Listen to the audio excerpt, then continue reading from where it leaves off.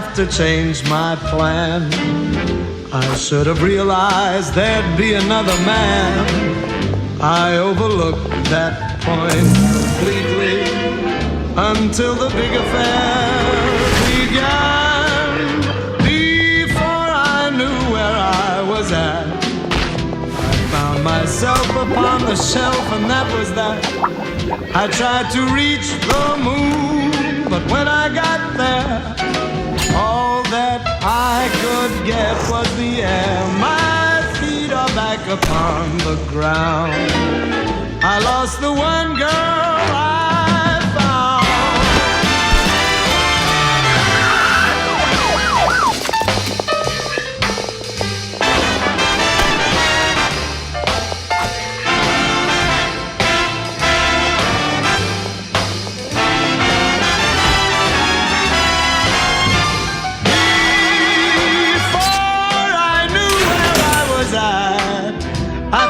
Myself upon the shelf, and that was that. I tried to reach the moon, but when I got there,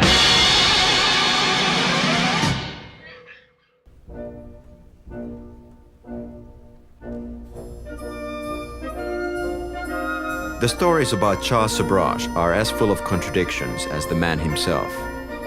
In the media, he's often known as the most notorious serial killer of the 20th century. Yet he has never been convicted of murder. In his own words, he has spent almost 3 decades in jail for passport forgeries and some minor robberies. Charles Sobhraj was born in Vietnam in 1944 to an Indian businessman and a Vietnamese shopgirl. In the 60s, he started his crime spree with armed robbery and swindling in France. This led to a killing rampage in the 1970s in India, Thailand, Afghanistan, Turkey, Iran, Hong Kong, and Nepal. Many of the killings occurred on the so-called hippie trail. He made friends, especially with tourists and backpackers, who could use his help and local knowledge. Then he drugged them, robbed them, he collected their passports and constantly changed identities. Bodies were found later on, drowned, burned, strangled, poisoned.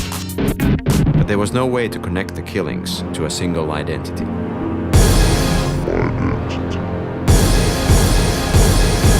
He was finally caught in 1976 after trying to drug 70 French tourists at the same time. No sympathy for this man. He's a devil. Are you free, Sobhraj? Born devil.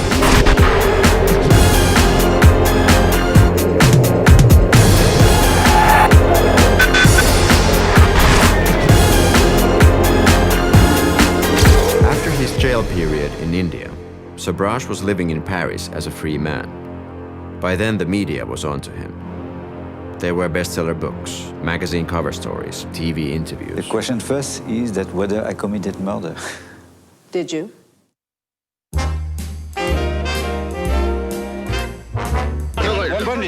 Don't push him like that. Then suddenly in September 2003, he turns up in Nepal, where he is still under suspicion for murders that took place 28 years ago.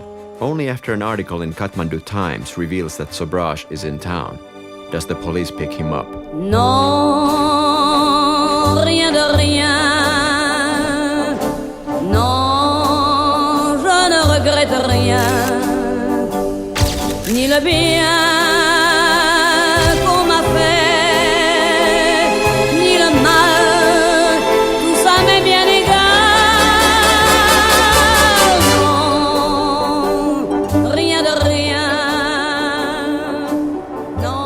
In November 2003, 2 months after Sobhraj's arrest, we flew to Nepal to try and arrange an interview with him. We wanted to find out the truth about the man who spoke 5 languages, who had supposedly killed 50 people, who was known as a Buddhist, a Don Juan, an expert in psychology, a genius, a charmer, a perfect gentleman who would always betray the one who got closest to him.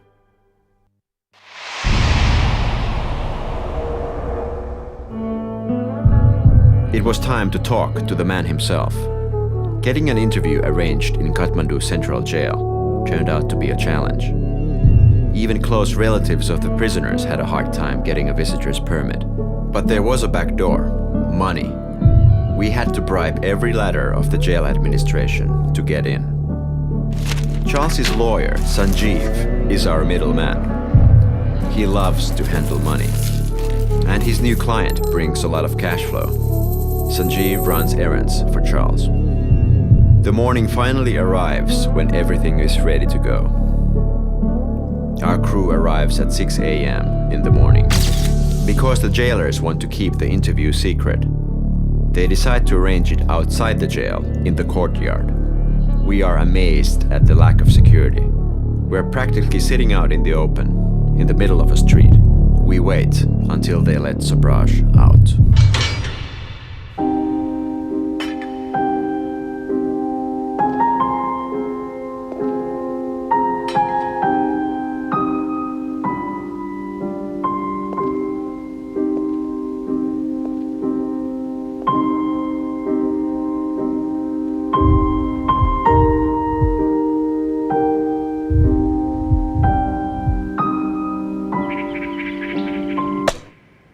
Before we start, Sobhraj wants to make sure what questions we ask him. Okay, first you have to cut it out for 2 minutes. Yeah. You cut it out for 2 minutes. And, cut off for two minutes before we say, then we roll. Cut. So, yeah.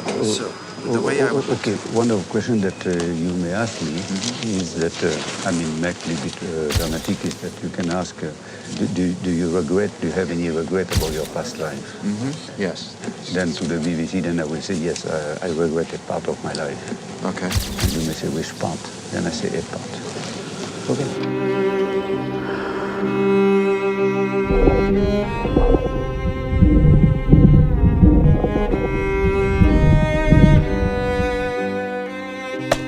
I born in Vietnam, right?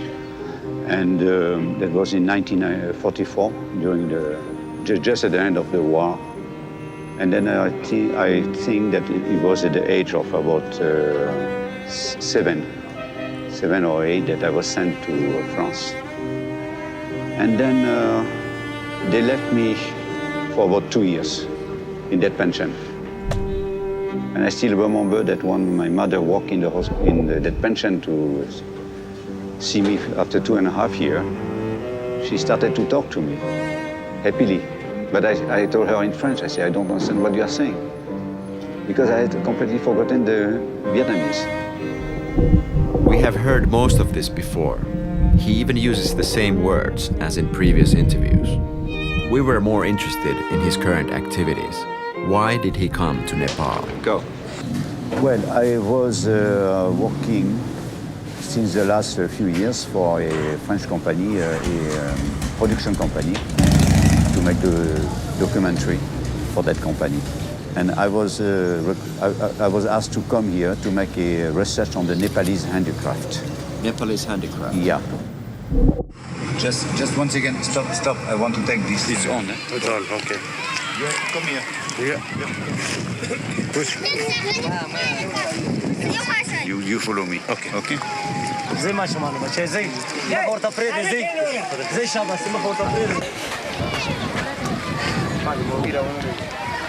You ask, can I take inside this? Ask permission if I can take inside. Toilet. This is in toilet. Enough. One day, one morning, I saw in the paper that I in one of the Nepali paper who said that Charles Sobhraj is here in Nepal, in Kathmandu. That paper has contacted the police and to ask whether a case was pending against me or whatever, and the police has told them that no, there is no case against him. It was 3 days later. I noticed two guys walking, so immediately I detected there was something wrong. And then one of them came to my table and say, hi.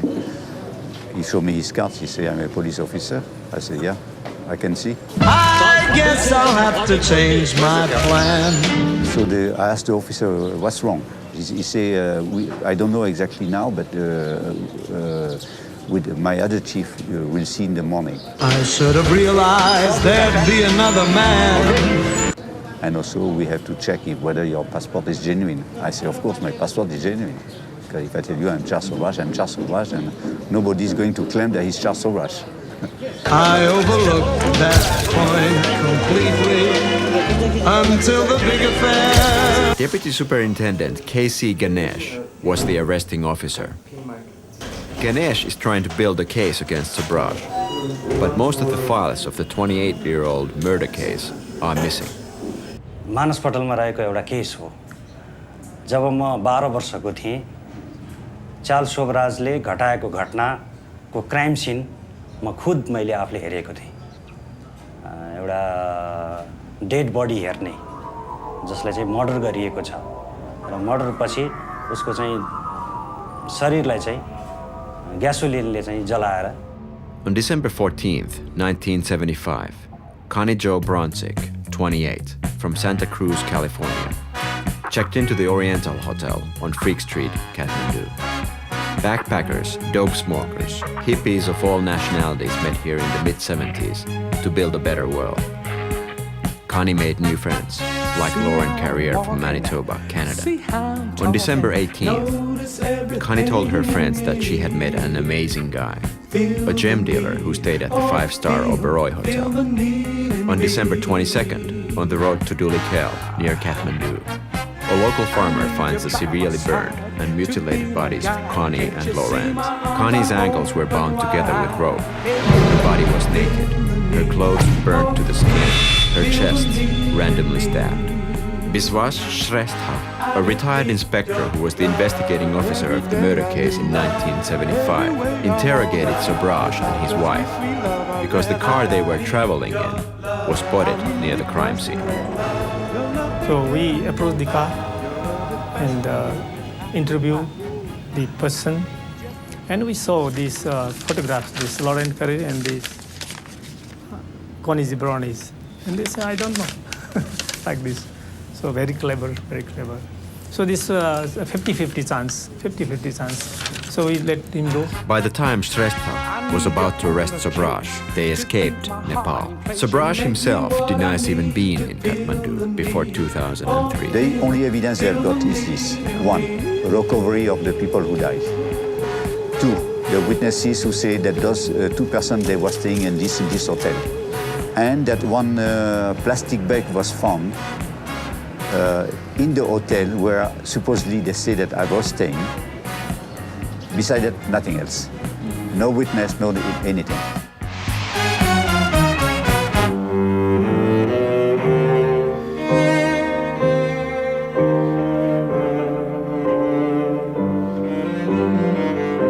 In Sydney, we met with David Wilmoth, who claims he met with Charles in Kathmandu on 18th December 1975. David was a backpacker on the hippie trail. Charles introduced himself to David as Alain Gauthier, a gem dealer and a businessman. He was a very relaxed, charming fellow, slightly flashy, glamorous clothes. He and I were sitting next to each other, just the two of us. I mean, it was very interesting, and after we got there, he said, would we be interested to spend the night at the casino? I was a bit non-committal, so he phoned up and confirmed it and sent a driver around.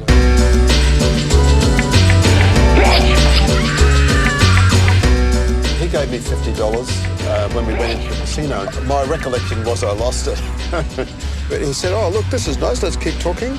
Come and have a look at this stuff that he had in his room. He wanted to show us his surveillance gear. He was very proud of his techno gadgets. He said they were bugging equipment, but it was really, basically, one of them was a big,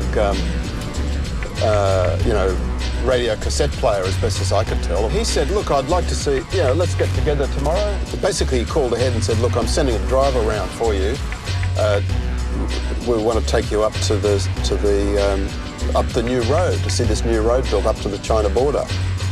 And although that was of interest to me, it wasn't the number one thing that I particularly wanted to do. So that's why I just decided, no thank you. And the same thing happened the next day, that he called and said, I'm sending a car. He didn't say, would you or wouldn't you? He said, no, thank you. I believe that turning down the trip up to the China border did save my life. But the realisation didn't come to me until 4 years later, you know. Somebody was describing me a book he was reading. The book claimed that he'd been in Nepal a few days earlier. Two people had been killed and chopped up into little pieces up on the China road to the China border some days before. So I certainly felt that if I'd gone in that car, that I may not have returned. After escaping from Nepal, Alain Gautier flew back to Thailand. We traced his steps back to Bangkok, where we met with Nadine Gier, his downstairs neighbor. They were living at an apartment block called the Kanit House. Nadine quickly became friends with Alain and his wife Monique, and often enjoyed their hospitality. We are like friends, sure. I was more with Monique because she was there all the time, and he was away very often for his business. You know, he would leave the apartment after coffee in the morning, or sometimes he would bring people for his business. But it was trash because it was only backpackers, you know. It was only much later she found out who Alain Gautier really was and what he was doing. At Kanit House, Nadine heard about a young girl, Teresa Knowlton, whom Alain had invited for drinks. He talked about an American girl, very nice party with her, talking about very freely about sex and so on. Her name was Teresa. Teresa Knowlton, a 22-year-old Californian girl, lands in Bangkok. She's on her way to attend a meditation course at the Kopan Monastery in Kathmandu. She decides to spend a few days in Bangkok, in Hotel Malaysia. There she meets a well-dressed, smooth-talking gentleman by the name of Alain Gautier. Alain invites her to Kanit House for a social gathering, mainly composed of backpackers on the lookout for cheap gemstones and traveling tips. Later, she gets an invitation to Pattaya Beach for a weekend sightseeing. On October 18th, the body of Teresa Knowlton is found by a fisherman. At Alain's house, Nadine met with Stephanie Parry, a French girl who was visiting Bangkok. She was later found, strangled. Vitali Hakim, a Turkish man, also enjoyed the hospitality at Kanit House. He told me he was living in Spain and looked very, like a little bit hippie style with lots of jewelry, silver jewelry. But I saw him, I talked to him maybe 1 hour and he disappeared. That's why I was worried, because I saw his necklaces, everything on the table. Meanwhile, Kanit House was filling with more guests, and as Nadine Gier discovered, more of them were turning sick, with stomach infections, food poisoning, diarrhea.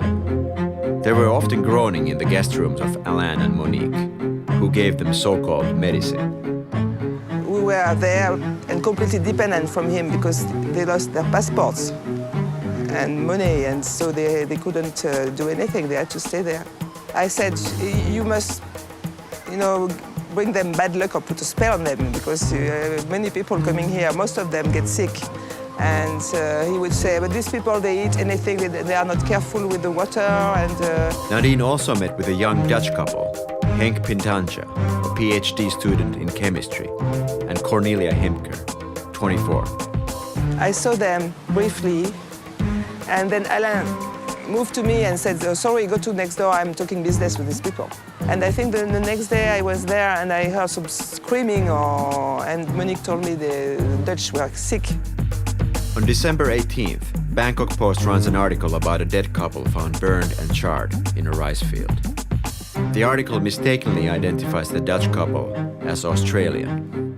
Concerned about the fate of their children, the parents of Henk and Cornelia write a letter to the Dutch embassy in Bangkok, where Herman Knippenberg was working as a diplomat in 1975. In February 1976, I received by diplomatic pouch a letter from relatives from the missing Dutch couple, who reported that they were very worried because they had not heard of their relatives for quite a while, and these relatives were very serious and frequent correspondents. The letter of the relative talked about the fact that in Hong Kong they had met a Frenchman, and that this Frenchman after treating them to an evening in a nightclub with a very nice meal, had invited the young Dutch couple to come to be his guest in Bangkok, where he had an apartment and a French cook. The letter changed Herman's life. Herman agrees to meet us at the Dutch embassy in Bangkok, where his journey to the world of Sobhraj began.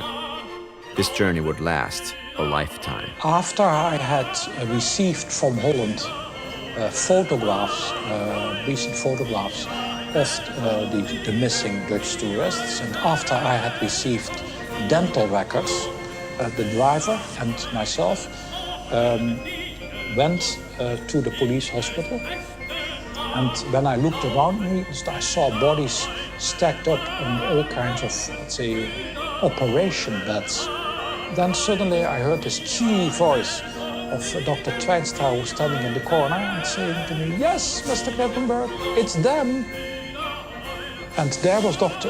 Twijnstra poking with a dental instrument into the mouth of a corpse. Girl was hit over the head with a very heavy item, but she was set to fire when she was still breathing. The man had been strangled and also set to fire. Set to fire, set to fire, set to fire when he was still breathing. And we have the photograph.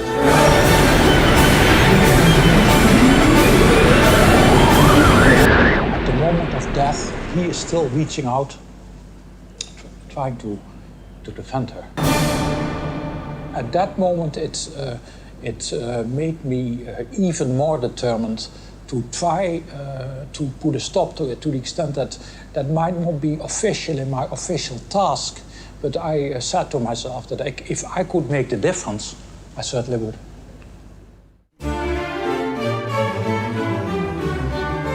When Herman brought his file to Graham Stanton, the editor of the Bangkok Post, I remember being absolutely amazed about how much he had found out.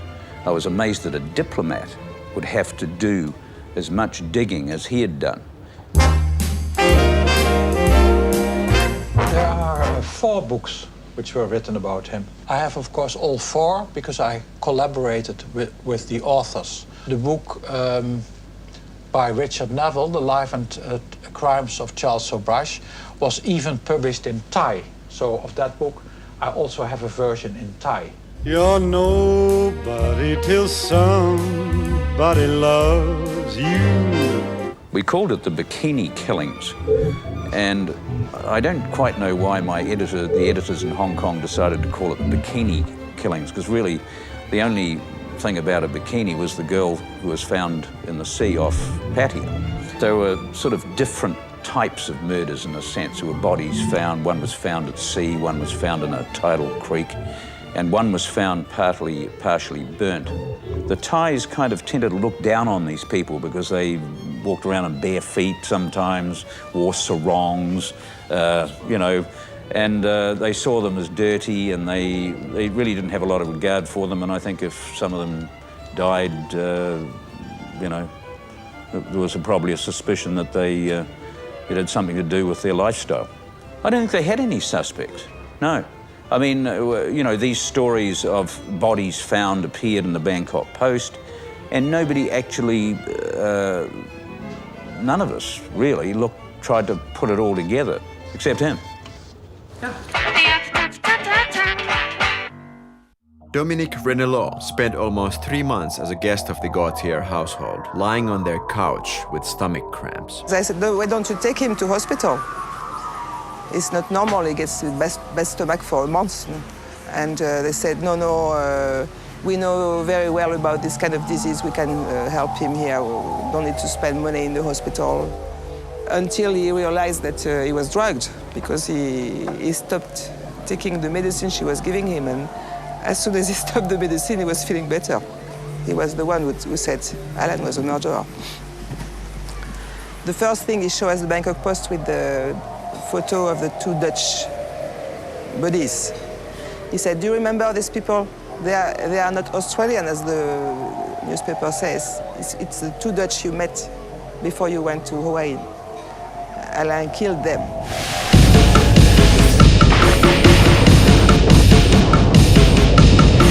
It was rather chilling, frankly.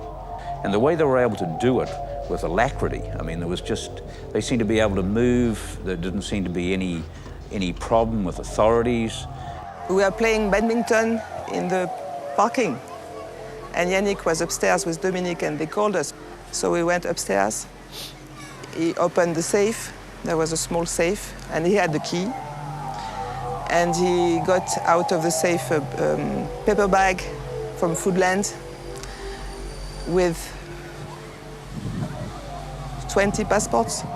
They were able to, Sobhraj and Leclerc and Chowdhury were actually able to travel on other people's passports, sometimes pretty crudely put together. I mean, they cut the pictures out and inserted their own. One of them actually travelled on I think it was Sobhraj, travelled on a woman's passport. How could that possibly be? Our logic was not to go to the police because it was an incredible story and we had no evidence, almost nothing. You've got to start being able to put things together before you can go to Interpol and say, we think we've got, a serial killer on the loose. So we thought maybe it would be better if the embassies spoke to the police, not us directly. The Canadians found the connection. The Canadians found that it was Alain Gauthier was Charles Sobhraj because of the address of the mama. After the bikini article was written with the help of Knippenberg's research, the news tightened around Charles. The Thai police finally had a name and an address. The next day you came to the embassy and you told me that they had made a decision to go to Europe, and so you said, we have to act fast. And the next day, on the 11th, they made the raid.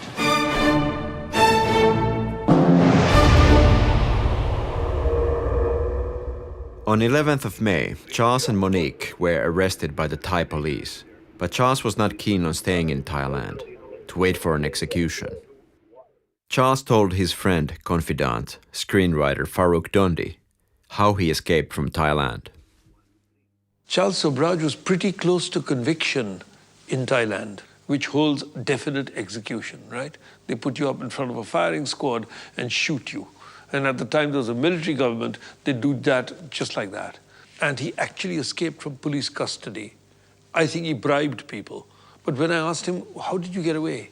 He said, the policeman left the room and I walked out. He said, I just stood up, walked out of the door, found the door open, went into the alley and ran. So he got away from there, went down the coast, took a boat, came to India. Once he was in India, he had all these passports with him. So he started circulating as a Frenchman and he took on different identities. And created a bit of mayhem here also. In New Delhi, Charles was not planning on taking a vacation. In 1976, Inspector Tooley was known as the Sherlock Holmes of India. He was introduced to the case of Charles Sobhraj when he got a call from Vikram Hotel about some 70-odd French tourists who seemed to be poisoned, randomly falling over in the lobby and restaurant of the hotel. Some of them had vomited, some of them had stomach ulcers about it. He tried to drug them so as to rob them. And he was caught doing that because the Frenchmen didn't want to leave the bar. Some of them had to be hospitalized. The others were in a very bad shape. And they fainted while they were still carousing around the clock. And he was held. And then 20 people became violently ill. I think it could be more than 20.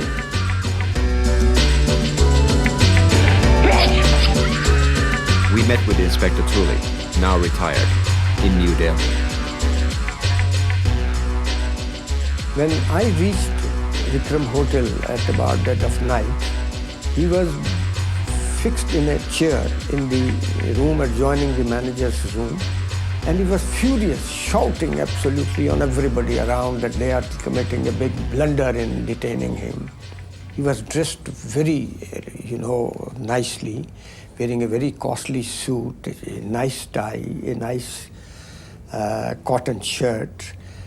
But since we had the statements of some people whom he had given some tablets in the garb of an treatment for,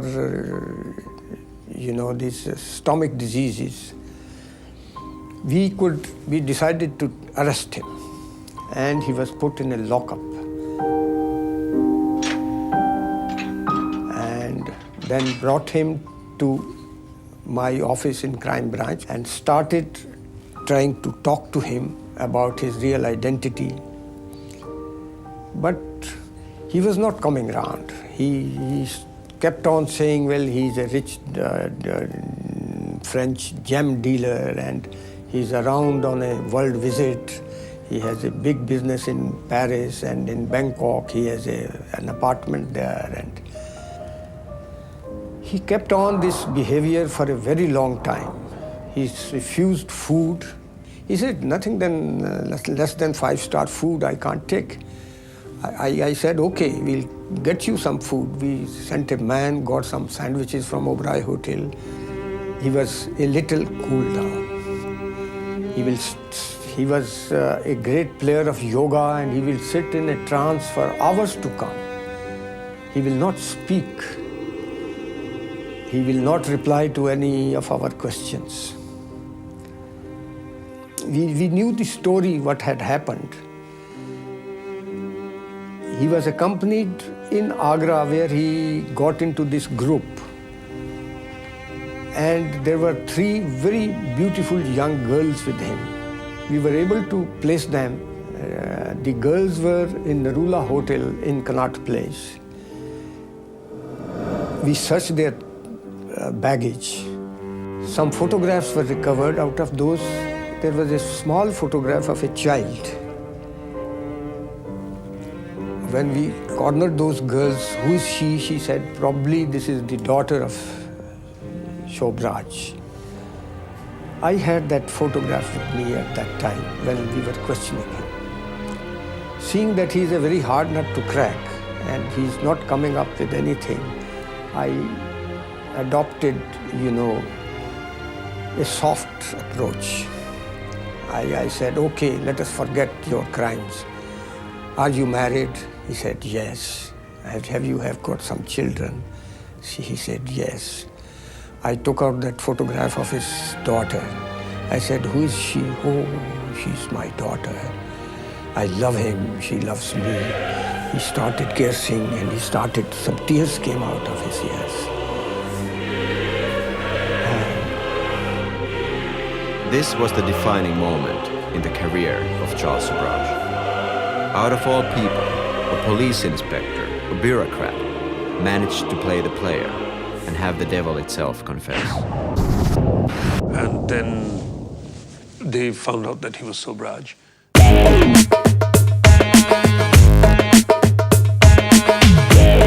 Well, I was arrested in 1976 under various charges, including of murders. And he, meanwhile, had read up the books saying if you're convicted in India, you have to serve your sentence before being extradited to Thailand. And so I went through trial and all that. And the Thai law says after 20 years, a murder trial can't be revived. You're free. Statute of limitations. So he thought, safest place for me, Indian jail. Well, it took about almost 20 years because the Indian legal system is quite lengthy. Now, nobody thinks like that. It takes a psychopath to think, what will I be doing in 20 years' time? And what you would do is pick a person or a couple, drug them. Yes, that's correct. Take their passport and any valuables they might have, and move on. That's correct. How many times do you think you did that? I did so many times as I've had. 20? 120? Maybe 100. A male American by the name of John was shot by him with a pistol in the heart twice. André Bruniot was drugged and kept under in the bathtub. Stéphane Paris was found drowned, burning, mutilated, strangled, an overdose, stabs with a sharp knife, suffocated, neck was broken, set to fire, cerebral hemorrhage, and there was the taxi driver. Who was bundled up in the back of the car. And there are now about 45, 50 placed at his door. People, who died in hotels where he had been, or people who died of food poisoning after having some contact with him. Nobody knows that he did it because there's no He's never been convicted in a court of law of murder. I was accused of 2 murder cases, right? One in Delhi and one in Benares. In the Benares case, I was found guilty. The judge asked me, what do you have to say about your sentencing? Then my reply, and the word press was there, I say, I want death sentence. He said, no, but we are not going to give you death sentence. We are not prejudiced against you. I say, no, I want death sentence. Because I say I feel I'm innocent. Why also? Because in India, the appeal is quite lengthy. And if you have a death sentence, you can have your case heard very quickly. Anyway, but he gave me life. Then what I did after 3 days, I sent a letter to the Chief Justice of the Allahabad High Court saying that from today, I'm starting a hunger strike till my appeal will be heard. The hearing started. For 2 days, I took the top lawyer of the state, UP, Uttar Pradesh, and the case was shifting on the side of the prosecution. When I saw that, I say to my lawyer, I said, please, can I talk to you? We went down out in the corridor. I said, listen, I pay you the money, right? But now I feel that the case is slipping out of your hand, so I'm going to handle it. They put the best of their lawyers against me. Their hearing went on for 1.5 months, the argument day to day. And finally, the court found that the man died of natural death.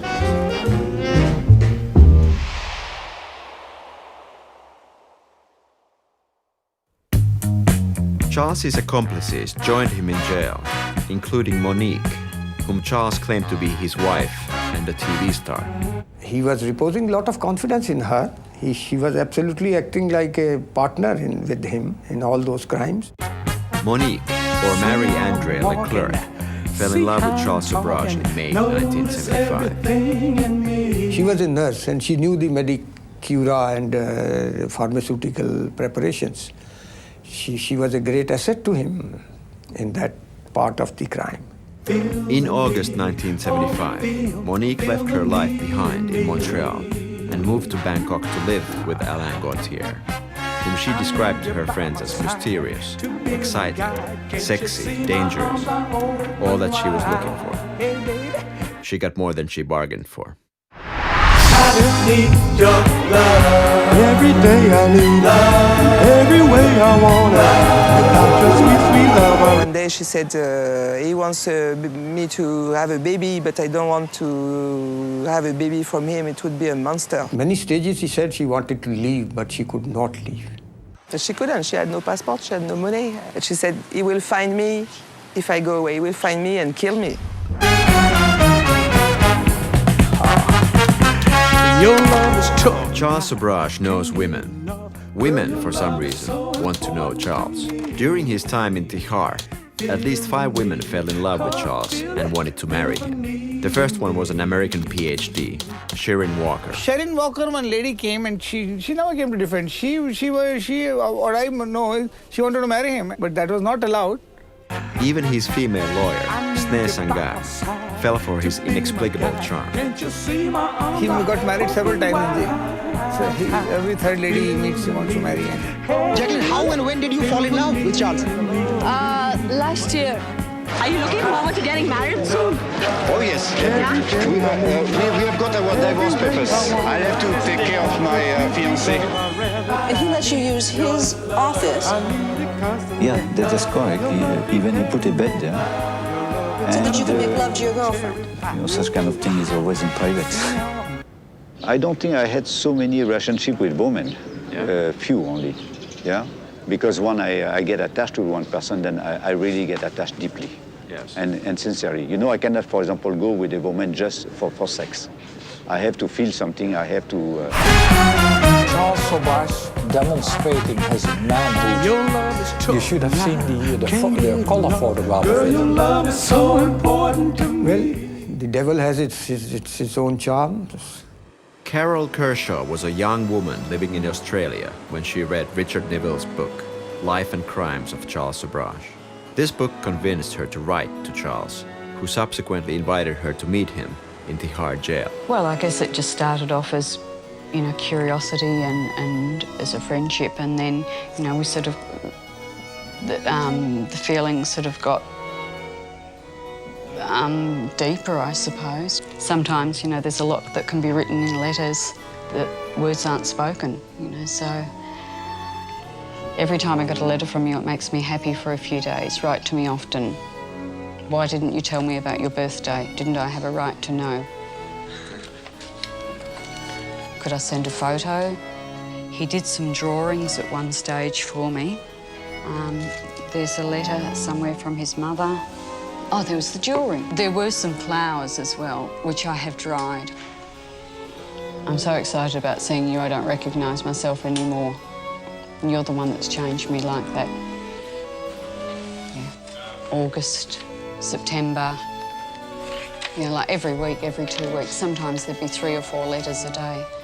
And that continued through until January 1981, when I went to India and decided to go and visit him there.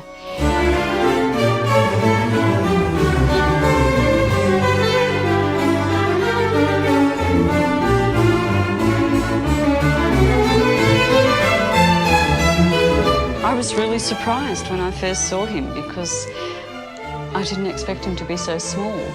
Yeah, I think we sort of fell in love, but, what's love like? When you're 25 years old too, He did ask me to marry him, and we actually filled out a certificate. When I actually told my parents that I'd met him, and they were horrified, and they threatened to take my daughter away from me. I really didn't think my father was a very good judge. He was an alcoholic and he was living with a woman who was 2 years older than me. I stayed there for 3 weeks visiting. I was able to visit every day except Sundays. I used to run messages for him, go and buy food for him. I went to court with them a few times. He wanted me to go and speak to some journalists. I just found it very exhausting. It was quite tiring going backwards and forwards all the time. I think I just said to him, look, I can't do this anymore. And I walked out. And I didn't go back. I've never met him since. I've tried for a month now to forget Charles, but it's not possible. There's too many memories and reminders. It is now 1 week since I received a letter from Charles asking me no longer write to him, for he has married an American girl and no longer needs me. I guess if he changes his mind, I could still be waiting. Okay, I still care about him and I wish him well. While we interview her in a Hello? hotel in Sydney, Yes. she gets a call from Charles. Charles has heard about our visit to Sydney and is eager to know what she's telling us. Pardon? What did we talk about? We talked about how I met you. No, I wouldn't. No, I didn't. No. Not publicly.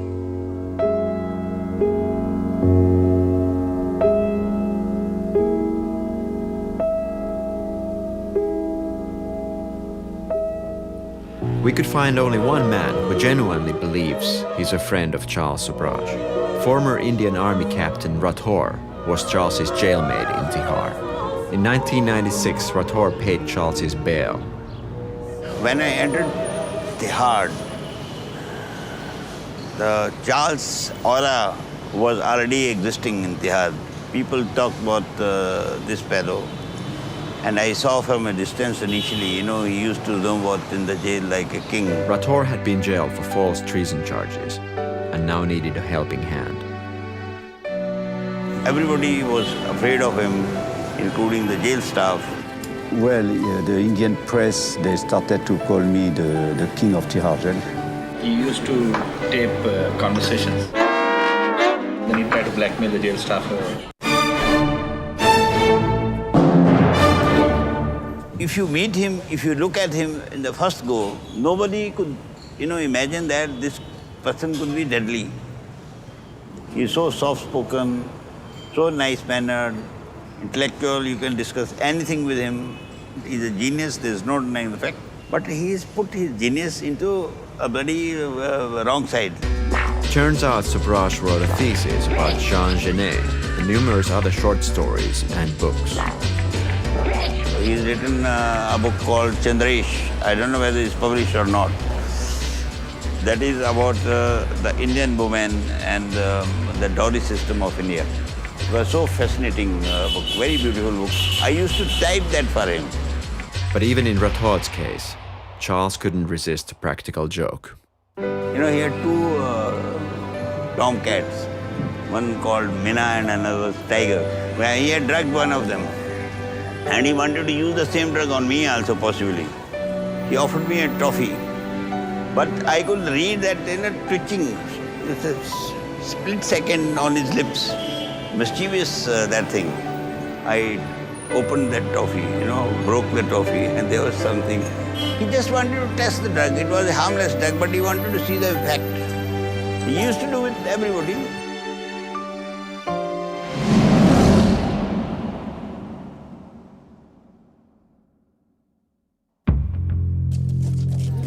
Sobhraj finally got a chance to test the impact of drugs on a massive scale when he decided to escape from Tihar jail in 1986. One day before the escape, the Home Minister of India had personally checked the jail for safety, saying that I have visited the jail and the security, and I was special commando, and he was saying that even not a rat can go in or out. I see. And the next day I met that thing. He escaped from Greece, he escaped from Afghanistan, he escaped from Iran, he escaped from Kathmandu, Nepal, he escaped from Thailand. Many jails he had escaped. This gentleman, he escaped in my time when I was Deputy Commissioner of Police Crime. It became a very sensational case. Amod Kant, Joint Commissioner of Police, New Delhi, was in charge of the jailbreak case in 1986. And I must admit that the administration of Tihar jail had become quite lax at that time. Everybody's coming, going, coming. Nobody was bothering who is coming and who is going. And for no rhyme or reason, this man was taking advantage of it. From July 1985 to March 86, it was a long time. Ajay Singh was living in the same cell with Charles and the other prisoners who escaped. Knowing too much about the plan, he was forced to escape with them. He gave it the name of Operation Dog Training.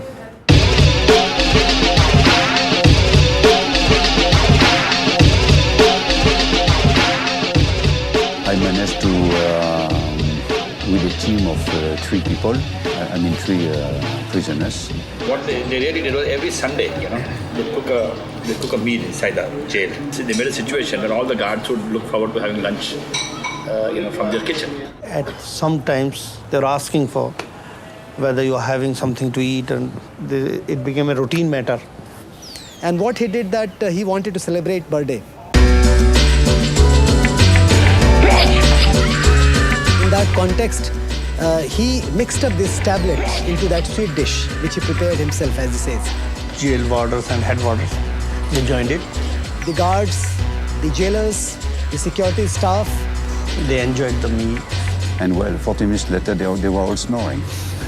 They were already lying this. One was sitting on the chair, and the hands were, another one was like this, and the saliva was coming out of his mouth. And then in that state of mind and body, this gentleman, he escaped with his team, with his group, and that is what he did. And then one British man, David Hall, came in. And he took snap of everyone who was sleeping. And then the entire escape scene, he was continuously photographing. When we were sitting inside the car, I noticed one of the Tamil Nadu security person who was posted on the Burj. He was looking towards us. So Charlie, hello. He waved his hands like this, and he also waved like this.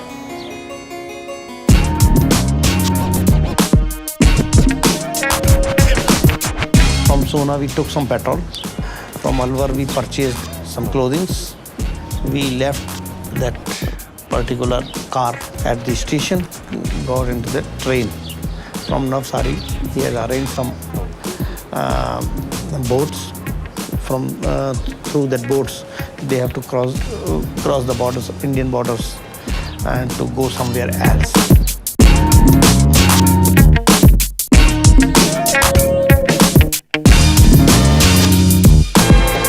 He was wanted in some cases in Bangkok and abroad. And for that reason, perhaps he wanted to have a case against him. He wanted to escape and get caught. Yeah, it was my intention. Because at that time, all the cases was over, right? And so I wanted to stay some more time. I guess I'll have to change my plan. It was about 20 days later that I was captured in Goa. I found myself upon the shelf and that was that. And because of that, I stayed till 1997.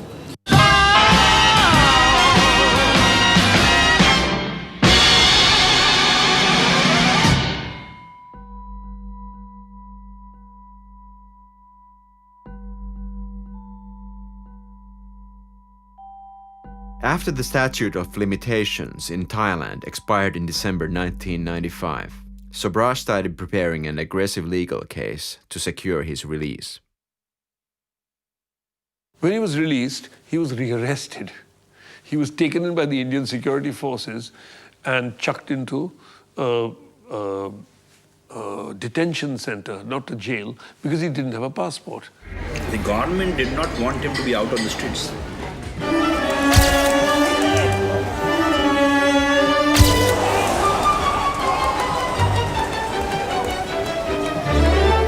They claimed he was a threat to national security.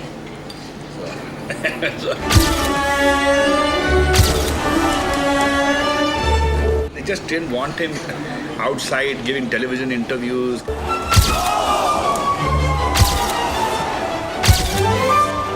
He wants to be news. That is one very important point. He was capable of saying anything and exaggerating everything. He will die of anonymity, I say. Every news channel, international press, Indian press, everybody was in the court. Time magazine, you name it, they were there. He went to the French embassy saying, look, I'm a French citizen by birth because my mother was Vietnamese under French occupation. The French, they refused to take me back. They say I was not French. They just said no. I mean, they started questioning his nationality. They said, we don't know he's French. So he was kept in detention and in limbo for several days, 25 days, I think. Then something very strange happened. While the pourparlers was going on with the Indian government, who were pressing the French to take me back, 5 Frenchmen, sailors, got arrested in south of India. European big boats, they come into the Indian coastal waters and they catch huge, because they're mechanized trawlers and they can catch huge amount of fish. What they did was they put them under the Secrets Act.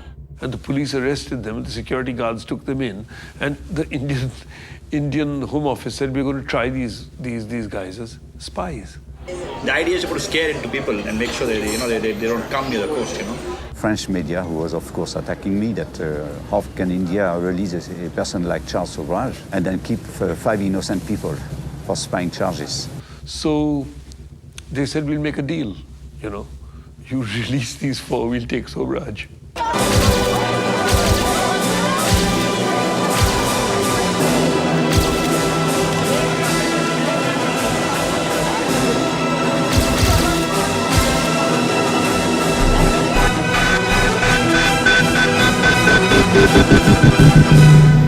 That's how he got to France, So once you go back to France, what are the first things that you intend to do?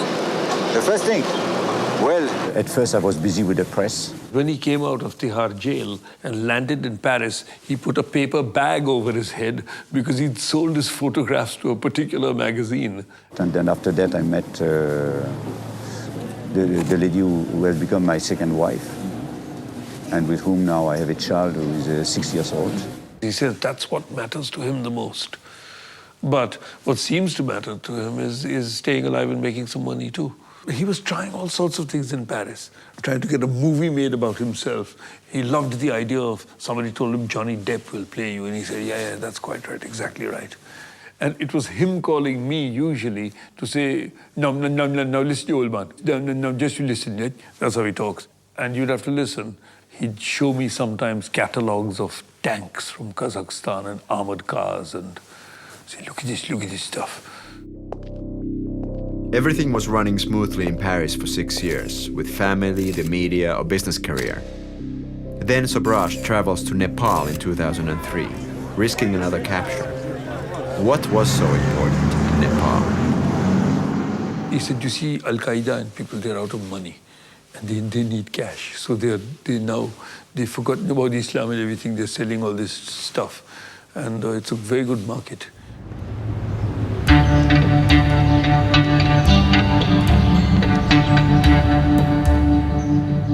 Whatever the truth about Charles's mission to Nepal, prior to his trip to Kathmandu, the Indian Secret Service intercepted a call between Charles and Bablu Srivastav, a powerful underworld don who runs his empire from a jail in India. Charles and Bablu spent 2 years together in a hole in Tihar and became so-called friends. We asked Bablu about that call.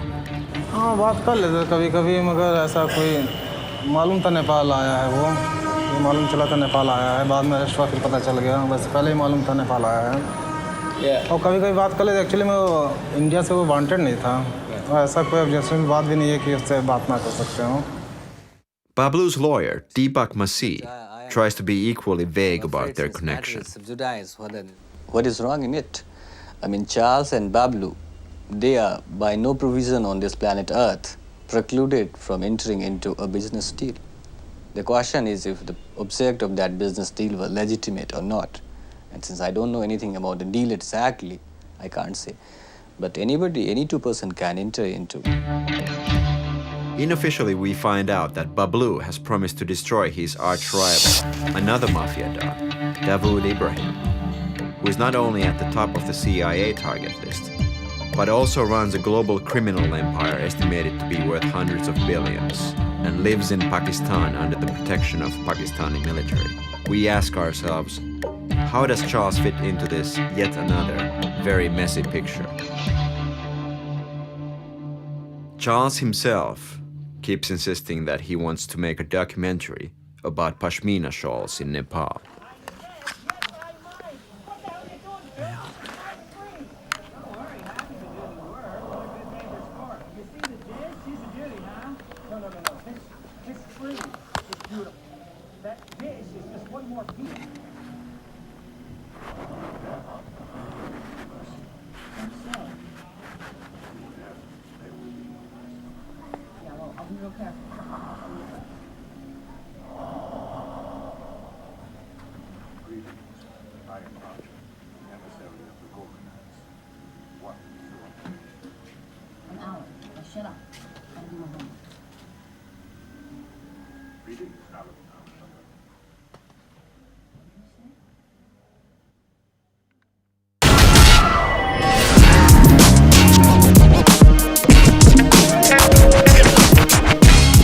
While in Kathmandu, Charles has given us a mobile number to reach him in his jail cell, where he has 2 mobile phones, a satellite TV, private cook, amongst other things. He claims that he doesn't need money. He has $16,000 in his jail cell, he says. But could we get him the latest Bluetooth microphone for his mobile phone? He also needs to set up an email connection. The conditions are very bad, he writes to his wife, Chantal, in Paris. To promote himself, he shoots 3 videotapes secretly around the jail, and he even makes an interview of himself with his cellmate, John. 1, 2, 1, 2, 3, 4, 5, 6, 7, 8, no testing. So Charles? Yeah? How have you been enjoying your stay here in Kathmandu Central Jail? Well, it's a fuck-up place. Very primitive. John, we hear, is an American who was caught with $1 million in a briefcase in Kathmandu airport. During our stay in Kathmandu, some American senators arrived to convince the authorities to let him go. But he's going nowhere. He has become a docile pet, running errands for a famous serial killer. Charles has promised to help him with his case. Who could refuse a helping hand from this gentleman? I want to tell you some of the stuff, and you will think over. Okay. Because that can be a bomb, because we were proposed by a British paper at that time to help Blair. Later in the interview, Charles suggests ways of making the film more dramatic. He says his friend Farouk has all the details. Farouk, he proposed me, and he put me in contact with Sunday Time, he told you, I think, yes, and one of the Telegraph. Yes. That I was ready to say about the red mercury and. He said, "Well, I was going to Dubai, where I was going to meet an Iraqi man to sell nuclear material to Saddam's agents." So I said, "Hang on, that's a huge story. Tony Blair wants proof that Saddam was looking for nuclear weapons. I've got it." But now that Iraq is in the past and Tony Blair still has a career, Charles has a more benevolent mission. Well, I want to continue as I was doing. It means family life, a very, very happily family life, and continuing with my with the work and traveling and walking. I will say that the two happiest moments of my life was three. My marriage to my first wife, because we met when she was still a student at La Sorbonne in Paris. And when I had my first daughter, and my second daughter. And by the 6 years since I'm out, you see that I live quietly, perfectly, and that's what I want to continue. And then one day I believe that I will succeed to do it. I want to make a foundation. I hope to make enough money one day that I could fund a trust for the poor children in India. You know, the gifted children who cannot reach the higher level of education, and then to help them. So, and this is still my wish.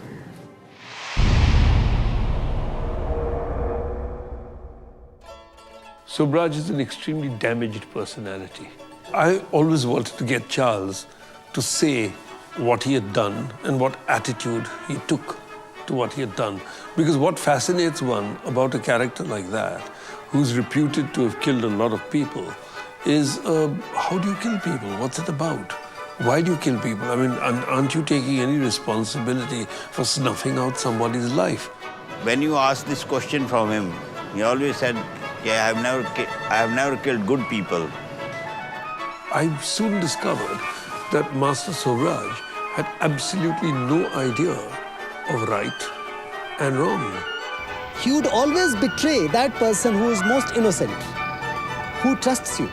Victims had one thing in common: they all could have been quite useful to him. Like a lap, you know, like a kid on your lap, like a woman, you know, who trusts you completely. The victims all were potential family members of the Sobhraj family, but who were in a hurry. And then you suddenly kill that person, kill that child, or you betray that person who's trusting you fully. Teresa and Knowlton had made an agreement to become a nun. Vitaly Hakim was indeed waiting for a consignment to go and summons the post and had to return. The victims all had urgent business elsewhere. He can't project himself into the mind or the feelings of another human being at all. Everybody is an object. Everybody else is a machine. The unwillingness or inability of the victims to ally themselves with the family imbued them in Sobhraj's eyes with the issue of rejection, which caused him to exclude with extreme prejudice. Then he robbed as he murdered. He did not want to be ashamed of his madness. One day I asked him, "Do you believe in God?" He said, "Of course I believe in God." And he went on to say he believes in karma. And I thought, wow, if you believe in karma, you're going to be really low next time round, boss. Well, basically, you see, I'm a Buddhist. It is also introspection, you know, self-control, always trying to have a harmony within oneself, the inner self, etc. And I believe it is also that philosophy and the practice of Buddhism which have helped me to have a great, you may say, knowledge of psychology and understanding of psychology and human nature, because it is what Buddhism is. In every situation that I've been, even in the worst situation, I have always, instead of the situation controlling me, I have always succeeded to control the situation. Because in manipulating, you may say, the people with whom I was dealing, and as I always say, as long as I have to deal with people, I can always get out of situations. For almost a year, he tells us that he's about to be released within the next 2 weeks. On August 12, 2004, he's expecting final release. Instead, the judge sentences him to life imprisonment.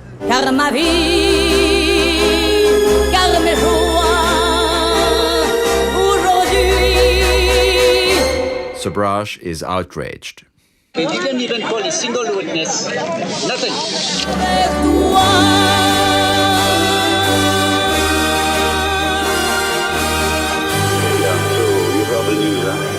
The news, not so good news, huh? Yeah, quite shocking. You know, being convicted without trial. No witnesses, nothing. Just, and plus, you see, the prosecutor, he did his job because I pay him money. You know, himself, he say, I'm ready to close the case. You know, I pay the judge, I pay the prosecutor. But that guy, I don't know what happened at the last moment, he changed his mind. Yes. So we have to decide between the two now. What we have to do. Already, I have contacted my people in Paris. So we can, now, definitely I'm making it. We need a confirmation. Because once I am out, till I reach the Indian border, and I don't know how many days I will, you have to wait for me and inform me because I didn't know.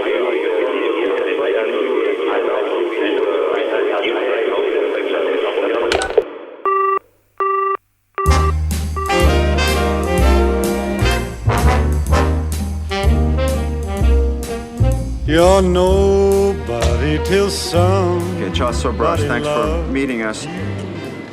Do you have any regrets in your life? Yeah. You may be king, you may possess the world and its gold, but gold won't bring you happiness when you're growing old. The world still is the same, you never change it.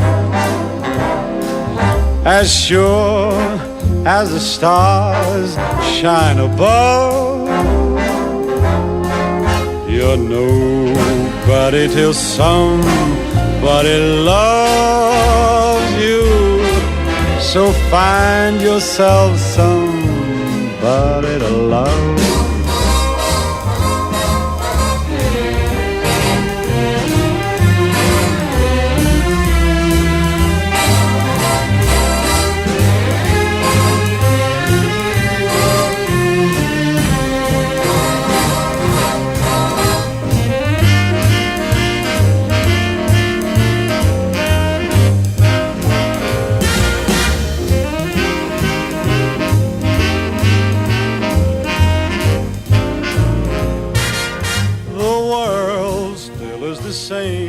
For the people who see this interview, what would be the message or impression you would like to leave behind?